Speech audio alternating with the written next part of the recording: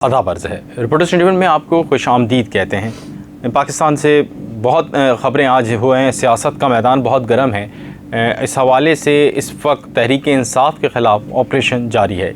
याद रहे कि हमने 10 मई को एक व्लॉग किया था जिसके अंदर हमने इस ऑपरेशन के हवाले से बताया था और साथ में ये भी बताया था कि अब माइनस अल्ताफ़ की तरह माइनस इमरान का फार्मूला तय हो चुका है।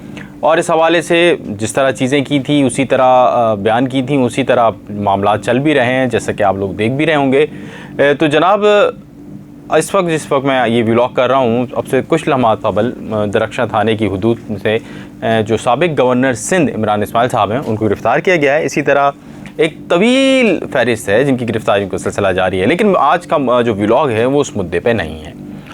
आज का व्लॉग इस मुद्दे पर है कि बानी अल्ताफ़ हुसैन साहब ने गुज़िश्ता रोज़ एक ट्वीट की। वो ट्वीट पढ़ी जब मैंने, तो उसके बाद मेरे जहन में भी बहुत सारी चीज़ें रिकॉल हुई।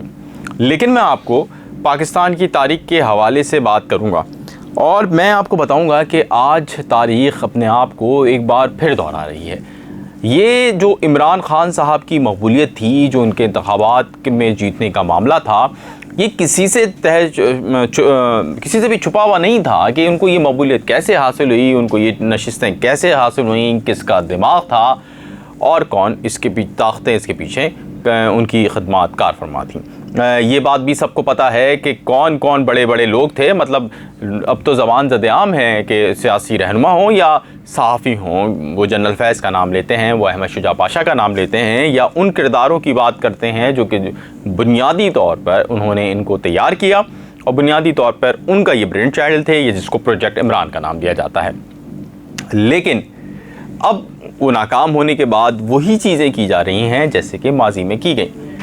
माजी में अगर हम देखें कि अल्ताफ़ हुसैन साहब नाकाम हुए तो उनके मुताबिक नाकाम हो गए, तो फिर उन्होंने फार्मूला ये निकाला कि अल्ताफ़ हुसैन साहब की पॉपुलरिटी को माइनस करने के लिए MQM पाकिस्तान से पहले MQM हकीकी बनी, जिसे MQMH कहते थे, जिसमें आमिर और आफाक थे। उसके बाद फिर PSP बनी और फिर उन्हीं के दरमियान से MQM पाकिस्तान को निकाल दिया गया और कायद को माइनस कर दिया। इसी तरह जब मुस्लिम लीग नून को फ़ारिग करना था तो मुस्लिम लीग नून को फ़ारिग करने के लिए जनूबी पंजाब इत्तेहाद बना, जिनका कहना था कि जनूबी पंजाब का एक सूबा होना चाहिए। 9 लोग थे, उनके बड़े बड़े रहनुमा थे, 9 इलेक्टेबल्स की बड़ी तादाद थी जो कि PTI के हमायत में खड़ी की गई। और फिर जब PTI का या इमरान ख़ान का उनके मुताबिक टाइम ख़त्म हुआ तो सारे लोगों को पीछे से हटा दिया गया। कहा जा रहा है कि इसमें जहांगीर तरीन ने बड़ा अहम किरदार अदा किया, माजी में लाने में और अब निकालने में भी। लेकिन तरीक़ेकार वही रहा और उसी तरीके से काम हुआ। जैसे कि अगर हम करीब में देखें तो आपको MQM पाकिस्तान यानी MQM में इसकी मिसाल मिल जाती है, जो अल्ताफ़ हुसैन साहब की पार्टी टूटी। इसी तरह मुस्लिम लीग नून जब टूटी, जब साबिक़ सदर परवेज़ मुशर्रफ साहब इक़्तिदार में आए तो मुस्लिम लीग नून के साथ भी ऐसे ही हुआ। इसी तरह पीपल्स पार्टी को भी तोड़ने की कोशिश की गई, लेकिन वो उस तरह कामयाब नहीं हुई था। मुस्लिम लीग नून में से मुस्लिम लीग ख़ाफ़ निकाली गई और मुस्लिम लीग ख़ाफ़ ने फिर वो हुकूमत भी की और वो आए भी, लेकिन उसका हाल भी वही हुआ जो कि दीगर सियासी जमातों या दीगर तजुर्बात का निचोड़ होता है। इससे थोड़ा और पीछे चले आए तो पाकिस्तान पीपल्स पार्टी की तारीख़ मिलती है और वो पाकिस्तान पीपल्स पार्टी के जो मरकज़ी रहनुमा यानी ज़ुल्फ़िकार अली भुट्टो साहब हैं, जो दुनिया में नहीं रहे, मुनासिब नहीं है बात करना, लेकिन वो भी इन्हीं किसी एक आमिर की जो सपोर्ट से वो सियासत में आए और उसके बाद उनका पूरा सिस्टम चला और उनको भी किसी न किसी की सपोर्ट रही। माजी में जब सपोर्ट ख़त्म हुई तो उनके साथ भी यही किया गया। आज उनकी फांसी पर जिन्होंने मिठाइयाँ बांटी, बहुत से लोग उसी पार्टी का हिस्सा हैं जिन्होंने भुट्टो साहब की फांसी पर मिठाइयाँ बांटी थी। इस पाकिस्तान का अलमिया है कि जो तारीख़ है वो अपने आप को मुसलसल दोहरा रही है। रिकॉर्ड पे रिकॉर्ड बनते जा रहे हैं कि किस तरह सियासी वाबस्तगियाँ कायम करवाई जाती हैं और किस तरह ख़त्म करवाई जाती हैं। लेकिन अपने साबक़ा तजुर्बा से अपने मुल्क का आधा हिस्सा खोने के बावजूद भी हम सीखने को तैयार नहीं हैं और अब भी यही सूरत हाल है। इस वक्त अगर हम KP और पंजाब की बात करें तो वहाँ सूरत हाल बहुत नाजुक है और इसका अदराक शायद सियासी जमातों को अपनी अना के बाइस बिल्कुल भी नहीं है। MQM पाकिस्तान यहाँ पर आपने जो क्रिएट है इस वक्त, MQM पाकिस्तान वो अपना रोल अदा करने में बिल्कुल नाकाम हो चुकी है और नज़र आ रहा है कि वो कराची या शहरी सिंध के मसाइल पर बात नहीं कर पा रहे या उनसे नहीं हो पा रही। इसी तरह अगर हम पंजाब की बात करें, हम KP की बात करें, तो वो भी बिल्कुल इस वक्त वहाँ पे तरक्की का अमल जो है वो रुक चुका है। पाकिस्तान इस वक्त जिस इक़्तिसादी बहरान से गुज़र रहा है उसमें कोई नए तजुर्बात का पाकिस्तान मुतहम्मिल नहीं है, लेकिन मजबूरी है या ज़रूरत है, अब तो जो भी कहें आप, तजुर्बात का सिलसिला जारी है। इस वक्त इमरान खान की तहरीक इंसाफ के अंदर से एक नया धड़ा बनाने की कोशिश की जा रही है, जिसको मुमकिन तौर पे कहा जा रहा है कि शाह महमूद कुरैशी साहब लीड करेंगे और इसके साथ साथ उसमें बहुत सारे ऐसे रहनुमा होंगे जो इस वक्त तो ये बात कर रहे हैं कि जनाब हम जो है वो इमरान खान का साथ नहीं छोड़ रहे, लेकिन वो साथ में उन वाक़यात की मज़म्मत कर रहे हैं जो कि हुए और उनकी मज़म्मत बनती भी है, लेकिन इमरान खान की लाइन इस्तेमाल नहीं कर रहे। गो के इमरान खान साहब भी अब तक मज़म्मत कर चुके हैं, यानी आज उन्होंने मज़म्मत की है उन 9 मई के वाक़यात की, जो जिना हाउस पे हमला हुआ उसकी, जो कोर कमांडर की रिहाइशगाह पे जो यानी मेरा मतलब हुआ था उसकी, उसके साथ साथ GHQ की, और इसी तरह पेशावर के वाक़यात की भी उन्होंने मज़म्मत कर दी है आज। लेकिन ये बहुत देर से मज़म्मत हुई है, ताहम उनके जो लोग हैं उसके नीचे से, जिसे कहते हैं उनकी जो एम्पायर बनी थी इमरान खान साहब की, वो मुकम्मल तौर पे एम्पायर ख़त्म हो चुकी है।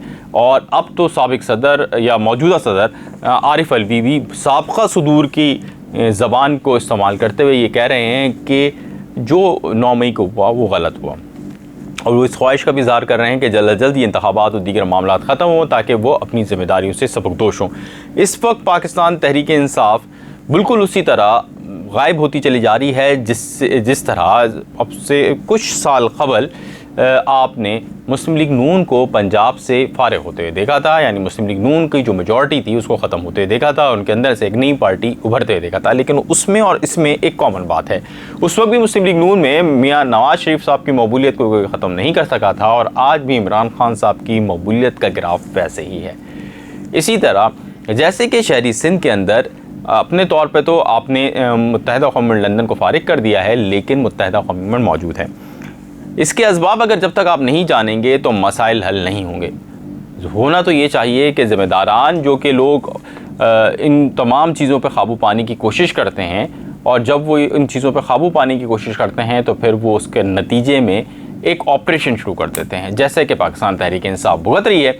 लेकिन जब तक बड़े ज़िम्मेदारों को आप सज़ा नहीं देते तो वो तमाम ऑपरेशन भी सवाल या निशान बन जाता है। उस तमाम ऑपरेशन पे लोग उंगलियां उठाने लगते हैं और लोग ये कहने लगते हैं कि जनाब इस मुल्क का क़ानून सिर्फ कमज़ोरों के लिए है। लिहाजा अगर आपने इस मुल्क के अंदर अमन लाना है, इस मुल्क के अंदर हकीकी मानों में इसकी जो ख़राबियाँ हैं, जहाँ पे जिसको कहते हैं हम सियासत के अंदर कैंसर है या उनको निकालना है उस बॉडी से, तो उसके लिए आपको जनाब करना ये होगा, पहले उन ज़िम्मेदारों को पकड़ना होगा जो कि प्रोजेक्ट इमरान या इस जैसे किसी भी प्रोजेक्ट्स के जो शुरू करने के ज़िम्मेदार थे, या उनकी वजह से आज ये सारे वाक़यात रूनुमा हैं। जब तक आप उनके ख़िलाफ़ कार्रवाई नहीं करेंगे, चाहे वो किसी भी इदारे से ताल्लुक़ रखते हों, कितने ही आला अफसर क्यों ना हों, जब तक आप उनके ख़िलाफ़ कार्रवाई नहीं करेंगे ये मसला हल नहीं होना है। पाकिस्तान की तारीख़ गवाह है कि जब से पाकिस्तान में ये रोल बढ़ा है गैर सियासी हुकूमतों का, तो उसके बाद से अब तक ना सियासत अपने लाइन पर आ पाई है, सही से चल सकी है, ना जमहूरियत सही से आ सकी है, और ना ही मुल्क की तरक्की सही डगर पे गामज़न हो सकी है। अगर मुल्क को वापस तरक्की पे लाना है तो तारीख़ से सबक सीखना ज़रूरी होगा, और तारीख़ का सबक यही है कि आपका जो काम है आप वो करें। अगर अदालतों का काम इंसाफ फराम करना है तो उनको इंसाफ फराम करना चाहिए, उनको सियासी मामलात में खुद नोटिस जो बहुत ज़्यादा जुडिशल एक्टिविज़म को मुजाहरा करते हैं वो नहीं करना चाहिए। जिनका काम सरहदों पे है, मुल्क की सलामती की हिफाजत है, उनको वो करना चाहिए, उनको नए प्रोजेक्ट शुरू नहीं करना चाहिए, और सियासतदानों को सियासत करनी चाहिए, आवाम की खिदमत करनी चाहिए, ताकि मुल्क एहदी, चीपा, अलखिदमत जैसे रज़ाकारों या NGOs के बलबूते पर आवाम या उनके सहारे पे ना जिएँ, बल्कि रियासत पर एतमाद करें और रियासत ही उनके मामलात की निगहबां और निगरां हो। अगर अभी तक आपने हमारा चैनल सब्सक्राइब नहीं किया है तो आपसे गुजारिश होगी कि हमारे चैनल को फौरी तौर पर सब्सक्राइब कर लीजिए, हमारी वीडियोस को लाइक कीजिए, शेयर कीजिए। आपका बहुत शुक्रिया अता बरज़ें।